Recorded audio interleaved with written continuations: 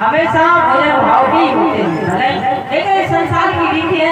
हमारी माताओं बहनों के अंदर एक विशेषता है, रोटी बना दी जाती, खिला दी जाती, फिर भी मुंह फुला दी जाती।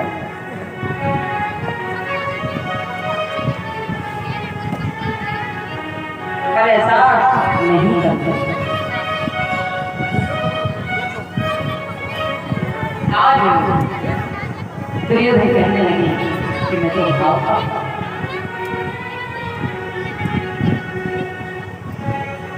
और हाँ, दूसरी बात कि यदि तुम्हारी मैया ने भोजन बनाए हैं तो थोड़े बहुत भोजन करके भी जाते, ऐसा नहीं है। यदि आए हैं तो करके जाते, पर आज का निमंत्रण मेरा विदुर काका के घर का है। अब सबसे पीछे विदुर काका बड़े बड़े दाढ़ी के, अरे तू राजा आयो द्वारका का, फिर भी तूने झूठ बोलना नहीं छोड़ा, अभी भी झूठ बोल रहा है। अरे बाप रे, मैंने तेरा कौन निमंत्रण किया? मेरे खुद खाने के आले पड़ना, मैं तुझे क्या खिलाऊंगा? कन्हैया ने इशारा किया, काका चिंता मत करो, सब ठीक हो जाएगा।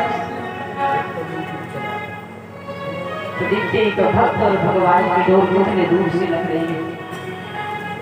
और जब कहा कि आज का निमंत्रण मेरे विदुर काका के घर का है, तो पहले तो दुर्योधन हंसने लगा और फिर कहने लगा, कन्हैया ये तो बताओ कि विदुर काका ने निमंत्रण कब किया? अरे उसके खुद जिसके घर में खुद खाने को ना हो तो दूसरों को क्या खिलाएगा? खाने के लिए तो खुद ही तरस रहा है, तो मैं बोले क्या खाएगा? कन्हैया बोले ये तो मुझे पता नहीं, पर निमंत्रण तो किया है। दुर्योधन ने कहा, निमंत्रण तेरा कब किया? अब कन्हैया ने सोचा कि अब क्या कहेंगे, निमंत्रण कब किया? बोले दुर्योधन बहुत दिन पहले एक पत्र भेजा था विदुर काका ने, और उस पर लिखा था, कन्हैया जब तुम हस्तिनापुर में आओगे तब सबसे पहले भोजन हमारे घर करके जाना। ओ हाँ, पुराना वाला निमंत्रण है, अच्छी बात है भैया। ठीक है, हम भी देखेंगे कि विदुर काका ने क्या खिलाते हैं।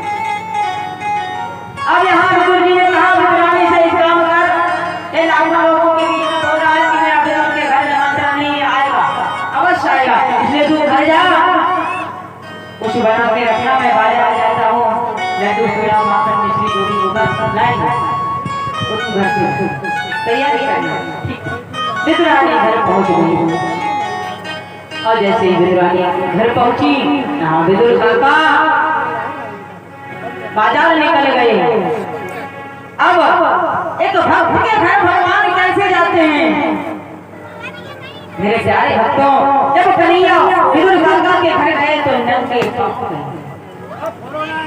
नंगे पांव आज विदुर काका के घर कन्हैया पहुंचे और जाकर के कुंडी खटखटाने लगे। अरे ओ काकी, अरे दरवाजा खोलो, अरे कहाँ हो तुम? अरे मेरे कन्हैया। अब काकी स्नान कर रही थी, और जैसे ही काकी ने कन्हैया की आवाज सुनी महाराज, तो काकी कन्हैया के प्रेम में इतनी सुध-बुध हो गई, इतनी सुध भूल गई कि वो कन्हैया के प्यार में स्नान कर रही थी, तो भीगे वस्त्र पहले ही चली गई, वस्त्र बताता है और तुरंत आई, कुंडी खोली, अरे यहाँ कन्हैया मैं तेरा ही इंतजार कर रही थी, बड़ा अच्छा लगा क्यों आया? अच्छा चल अंदर विश्राम करने। हाँ, कन्हैया बोले, ताकि विश्राम तो बाद में करूँगा, तो अरे पहले पेट पूजा करनी है, बड़ी जोर से भूख लग रही है। आज इस दृश्य को सभी देवी देवता देख रहे हैं और सोच रहे हैं, वाह बेटी वाह गुजरानी, आज परम पिता परमात्मा स्वयं अपने पेट पर हाथ रख करके कहता है, ताकि मुझे बड़ी जोर से भूख लगी। और इस संसार के लोग अपनी बराबरी देखते हैं, दो चार पैसा ज्यादा होना तो वो बराबरी ढूंढने लगते हैं कि जहाँ बराबर के लोग होंगे तहीं हम भोजन करेंगे, जहाँ बराबर का रिश्तेदार होगा वहीं निमंत्रण में जाएंगे, और जो हमसे नीचा होगा, हमसे गरीब होगा, वहाँ भोजन नहीं करेंगे। कोई क्या कहेगा कि इतना बड़ा आदमी हो वहाँ भोजन करने गया? मात्र दो पैसों के कारण लोग इतने घमंड में आ जाते हैं, इतने अभिमान गरीब के यहाँ भोजन करने में शर्म आती है वहां नहीं जाएंगे। पर एक घमंड करना ठीक नहीं है। ये घमंड करना अच्छी बात नहीं है। यदि भगवान खाते हैं तो क्या खाते हैं? भगवान के भोजन क्या है? भगवान के भोजन है अभिमान। भगवान खाते हैं तो सिर्फ अभिमान को खाते हैं। जिसके अंदर अभिमान आता है भगवान उसी को खाते हैं। आज महाराज विदुरानी कहती आजा कन्हैया यहाँ बैठ जा। और जैसे ही कन्हैया वहाँ बैठना चाहते अरे कन्हैया ये जगह ठीक नहीं, आजा इधर बैठ जा। और जैसे ही कन्हैया उधर बैठना चाहते अरे कन्हैया ये भी जगह ठीक नहीं, आजा इधर बैठ जा, एक जगह ठीक है। आज परम पिता परमात्मा विदुरानी के पीछे पीछे और आखिरी में एक जगह पटिया पर बैठा दिया। कन्हैया बैठ जा, अब एक काम करती हूँ, मैं तुझे कुछ खाने पीने को लाती हूँ। और जैसे ही कन्हैया देखा कुटिया में तो वहाँ कुछ भी नहीं। कन्हैया घर पे तो कुछ नहीं, काम कर, तेरे काका पता नहीं कब तक आएंगे, आने में देर हो जाएगी, इसलिए मैं अभी आती हूँ। तुरंत नहीं बगीचे और केले के फल तोड़ करके लाई। महाराज जैसे केले के फल तोड़ करके लाई, सुंदर ताजे फल। कन्हैया सामने बैठे और विदुरानी बैठे। अब भक्त और भगवान एक दूसरे में कैसे हो जाते हैं। आज विदुरानी जो केला है, जो उसकी गिरी है वो नीचे फेंक दी जाती है, वो जो चिमटा है वो कन्हैया को खिलाती रहती है। और कन्हैया बड़े प्रेम से खा रहे हैं। आनंद आ रहा है। कन्हैया ये ठीक तो लग रहा है ना? अरे पक नहीं पाए, मैं जल्दी तोड़ करके लाई। अरे काकी क्या बताऊं, बड़े स्वादिष्ट फल है। तो कन्हैया वो केले के शब्द खा रहे हैं। बोलिए भगवान की। इसीलिए तो कहा गया है क्या श्री राधे कि श्याम भाजी श्याम भाजी राजी बेदोर घर की श्याम भाजी श्याम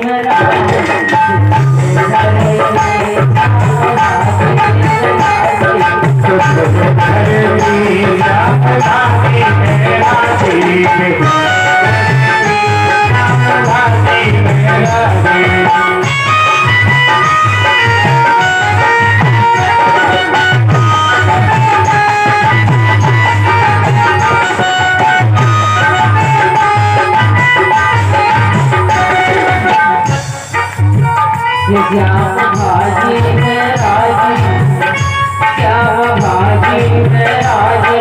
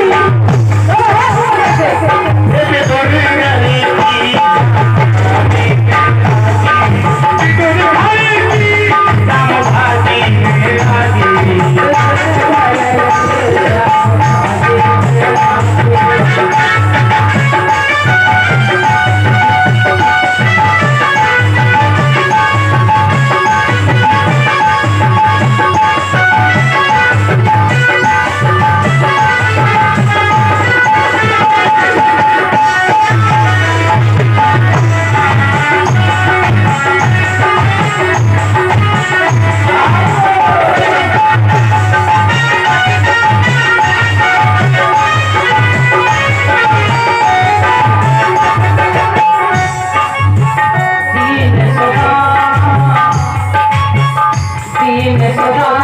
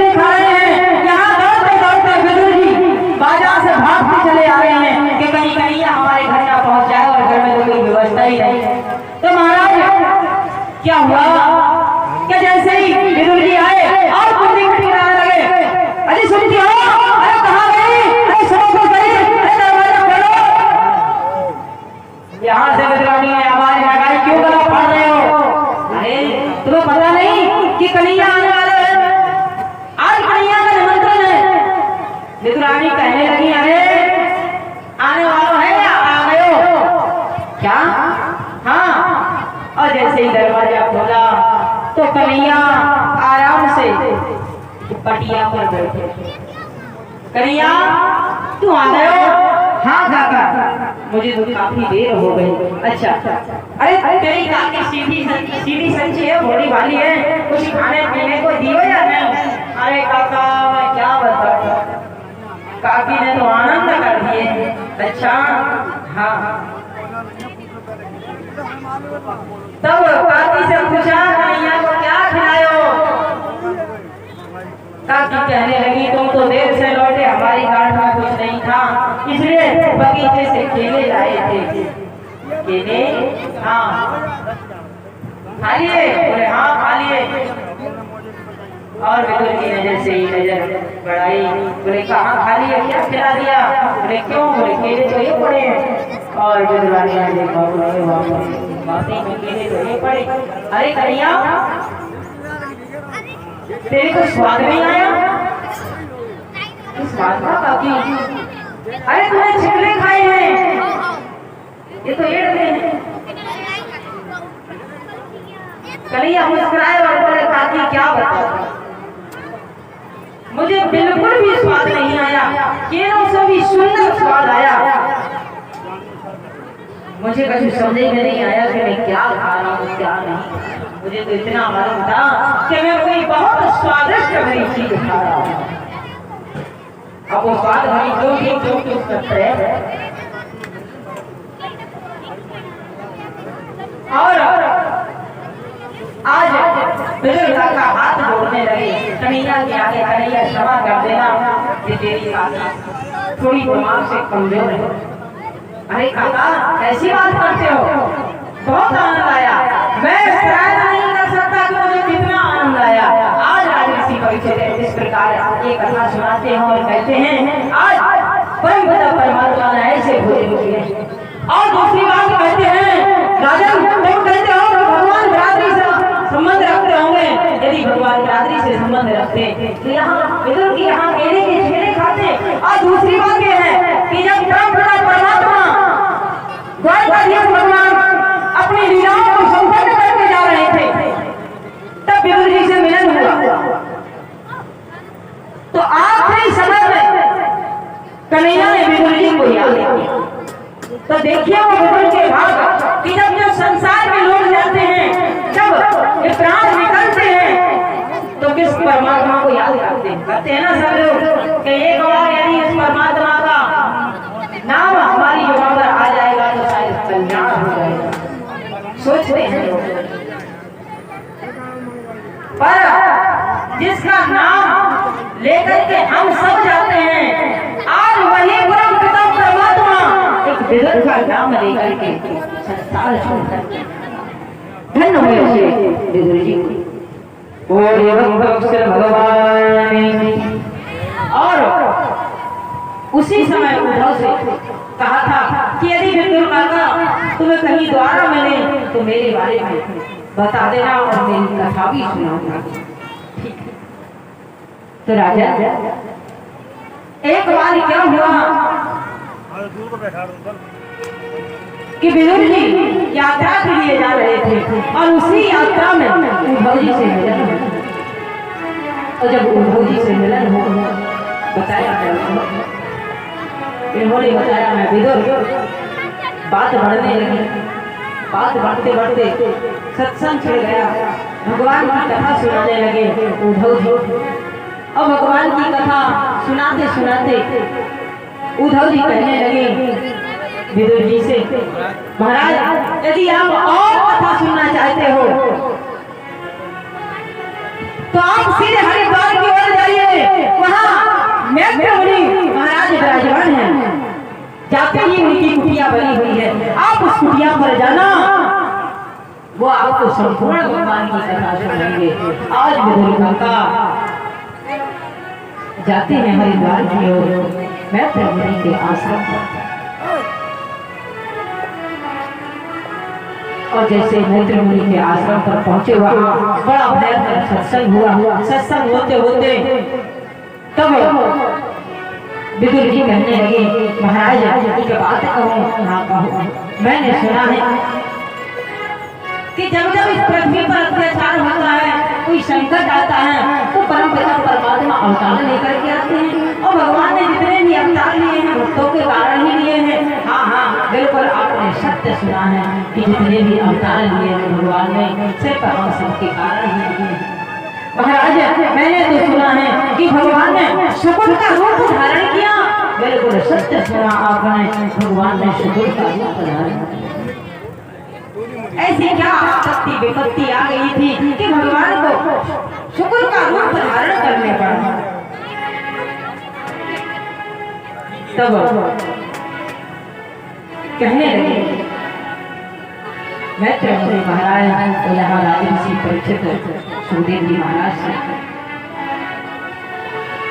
कि महाराज एक बार की बात कि जब